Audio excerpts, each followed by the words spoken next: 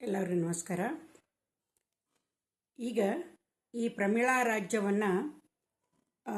ರಾಜ್ಯಕ್ಕೆ ಕುದುರೆ ಪ್ರವೇಶವನ್ನು ಮಾಡಿರ್ತೈತಿ.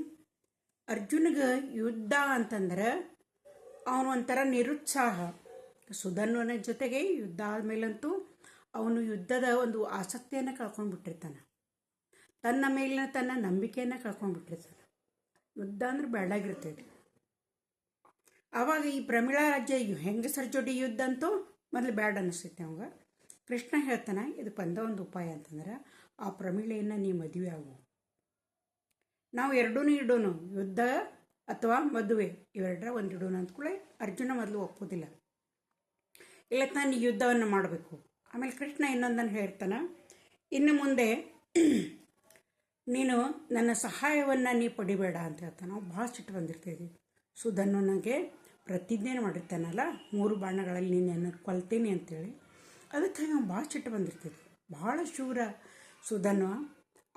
ಅವನ ಜೊತೆಗಾಗಿ ಈ ಅರ್ಜುನನ ಒಂದು ಶಪಥವನ್ನು ಈಡೇರಿಸೋ ಸಲುವಾಗಿ ಕೃಷ್ಣ ತನ್ನ ಪುಣ್ಯಧಾರೆಯನ್ನ ಎಲ್ಲ ಕಳ್ಕೊಂಡ್ಬಿಟ್ಟಿರ್ತಾನೆ. ಮತ್ತು ಅವನನ್ನು ಈ ವೀರವರ್ಣ ಅವ್ಗೆ ಅಪ್ಪಿದ್ದರಿಂದ ಅವ್ಗೆ ಭಾಳ ತಾಪಾಗಿರ್ತೈತಿ. ಕೃಷ್ಣ ಸಹ ಭಾಳ ಬೇಜಾರಾಗಿರ್ತೈತಿ. ಅದಕ್ಕೆ ಅರ್ಜುನ್ ಹೇಳ್ತಾನೆ, ಇನ್ನು ಮೇಲೆ ನೀನು ಯಾವುದೇ ಪ್ರತಿಜ್ಞೆಯನ್ನು ಮಾಡುವಂಗಿಲ್ಲ, ನನ್ನ ಸಹಾಯವನ್ನು ನೀನು ನಿರೀಕ್ಷೆ ಮಾಡುವಂಗಿಲ್ಲ. ಇನ್ನು ಮೇಲೆ ನೀನು ಏನಂತಂದ್ರೆ ಸರಿಯಾಗಿ ನಿರ್ಧಾರವನ್ನು ತಗೋ. ನೀನು ಪ್ರತಿಜ್ಞೆಯನ್ನು ಮಾಡ್ತಿದ್ದಿ, ಮುಂಗೋಪದಿಂದ ಪ್ರತಿಜ್ಞೆ ಮಾಡ್ತಿದ್ದಿ, ಅದನ್ನ ಈಡೇರಿಸುವಂಥ ಭಾರ ನನ್ನ ಮೇಲೆ ಬರ್ತೈತಿ. ಹಾಗಾಗಿ ನಾನು ಕೆಲವೊಂದು ಸಲ ಏನಂತಂದ್ರೆ ಅನಿವಾರ್ಯವಾಗಿ ಕೆಲವೊಂದು ನಾನು ಬೇಡದಂಥ ಕೆಲಸಗಳನ್ನು ನಾನು ಮಾಡಬೇಕಾಕೈತಿ ಅಂತ ಹೇಳ್ತಾನೆ. ಕೃಷ್ಣ ಹೇಳ್ಬಿಡ್ತಾನೆ.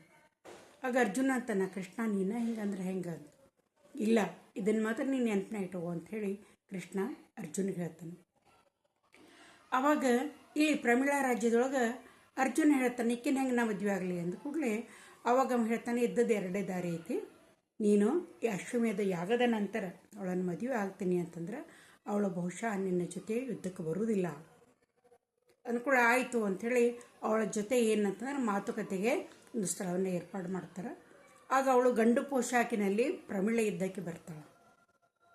ಆ ಕೃಷ್ಣ ಹೇಳ್ತಾನೆ, ಆಮೇಲೆ ಈಗ ಯುದ್ಧ ಅನಿವಾರ್ಯ, ಪಾಂಡವರ ಸೇನೆ ಬಂದೈತಿ, ಬಲಾಢ್ಯವಾದಂಥ ಸೇನೆ ಐತಿ, ಅದರ ಜೊತೆ ನೀ ಯುದ್ಧ ಮಾಡ್ತೀಯೋ ಅಥವಾ ಈ ನನ್ನ ವೀರನಾದಂಥ ಶೂರನಾದಂಥ ಅರ್ಜುನನ ನೀ ಮದುವೆ ಆಗ್ತೀಯೋ ಅಂತ ಕೇಳಿದ ಕೂಡ ಅವಾಗ ಆಕಿ ವಿಚಾರ ಮಾಡ್ತಾಳೆ.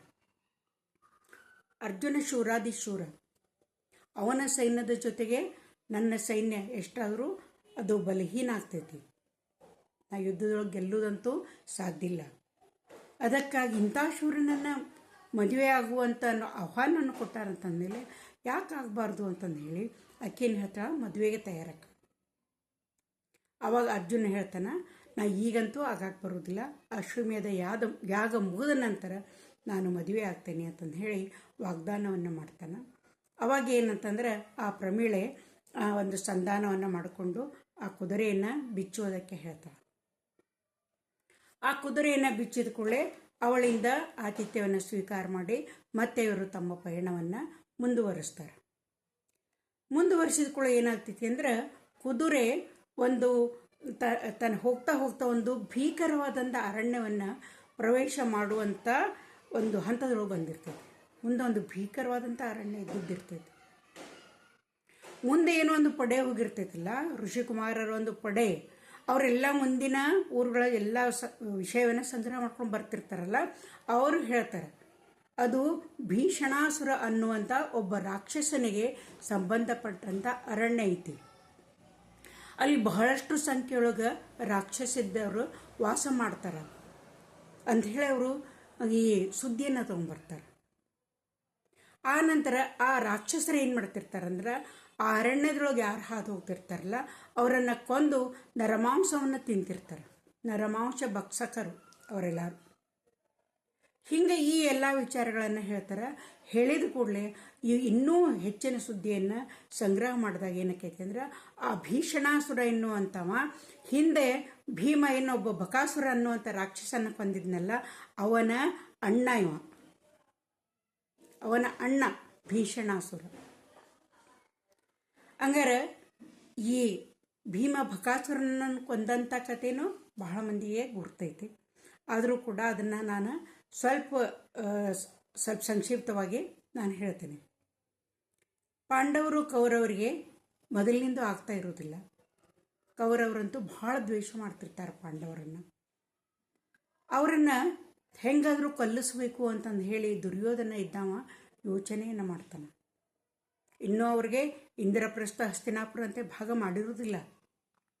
ಆ ಹೊತ್ತಿನೊಳಗೆ ವಾರಣಾವತ ಅನ್ನುವಂಥ ಒಂದು ಊರಿನಲ್ಲಿ ಒಂದು ದೊಡ್ಡ ಉತ್ಸವ ನಡೆದಿರ್ತೈತಿ. ಅಲ್ಲಿ ಒಂದು ದೈಹ್ಯ ವಸ್ತುಗಳನ್ನು ಉಪಯೋಗ ಮಾಡಿ ಒಂದು ಅರಗಿನ ಮನೆಯನ್ನು ದುರ್ಯೋಧನ ಪಾಂಡವರಿಗಾಗಿ ಕಟ್ಟಿಸ್ತಾನೆ.